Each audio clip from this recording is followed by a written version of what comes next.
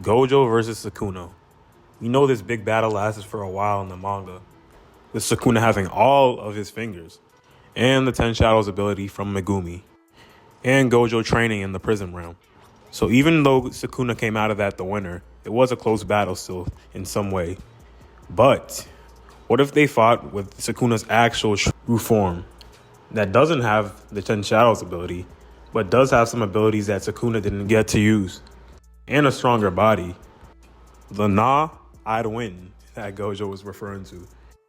To start, it is easily safe to say that post-Prison Realm Gojo is definitely as strong, if not stronger, than true Sukuna.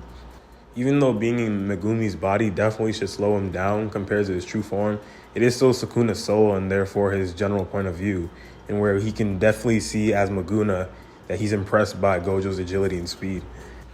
We even see him say he's overwhelmingly stronger when it comes to curse techniques, as if he's implying this is where he has his advantage and Gojo's is in physicality.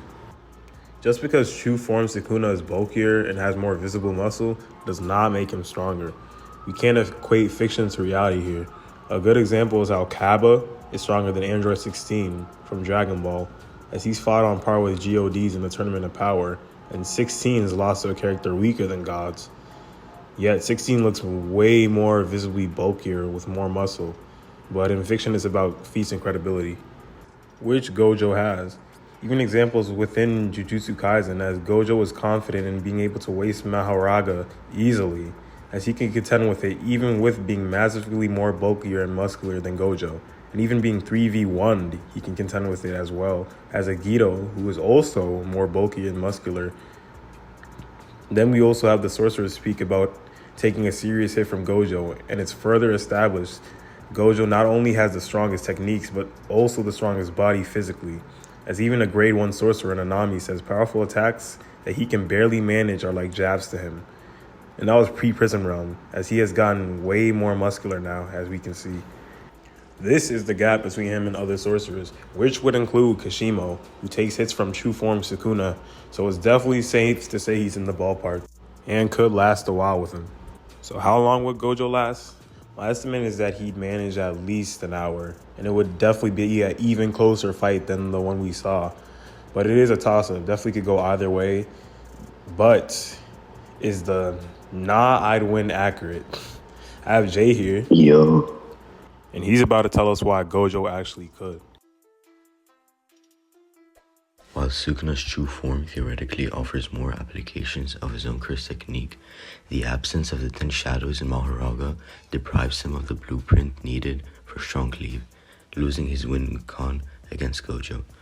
However, due to how domain battles would play out for this fight, it is still high to extreme diff for Gojo, because of Sukuna's undisclosed binding vows and the uncertainty surrounding his additional arms, introducing many unknowns for what strategies could be used by Sukuna.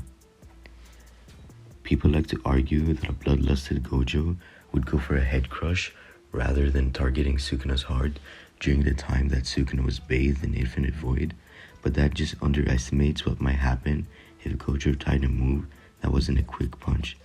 Sukuna was only hit for 0.1 seconds, and 0.2 seconds was already a risky enough move where the disaster curses could be awakened at any moment. Adding on, the extended time Gojo might need to weaken Sukuna enough to collapse Malevolent Shrine is pretty significant, since if their domains don't fall simultaneously and Sukuna manages to pull off another domain expansion while Gojo's is down, he could win.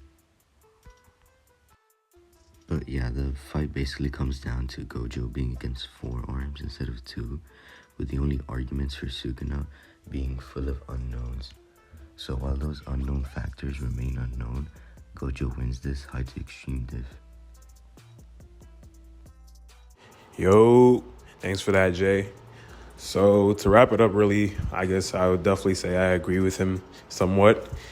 It's definitely going to be a toss-up. No matter the winner, whoever would win, it would be extreme diff.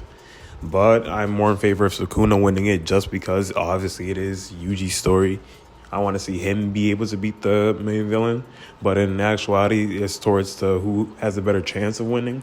I definitely would say Gojo has a better chance of winning against true form Sukuna. Anywho, thanks for watching. Definitely let us know who you think wins this down below. And take care.